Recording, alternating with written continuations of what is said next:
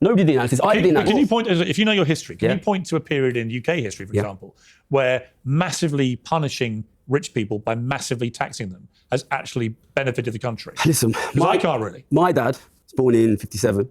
He worked for the post office, Royal Mail, 35 years. Never once earned more than the average wage in the country. He was able to buy a house, support a family. My parents are retired now. They own their own property. They're financially secure. That's not possible now.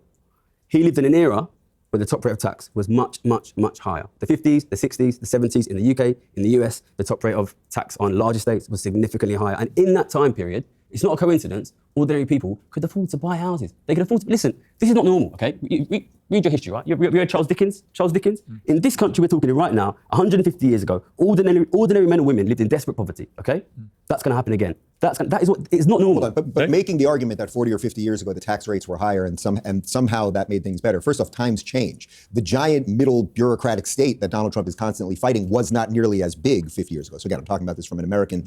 Listen, we saw the biggest and fastest ever transfer of wealth and increase in inequality in the history of our nations. And it was immediately followed by an inflationary crisis and a collapsing cost of living. This is the clearest proof you'll ever need.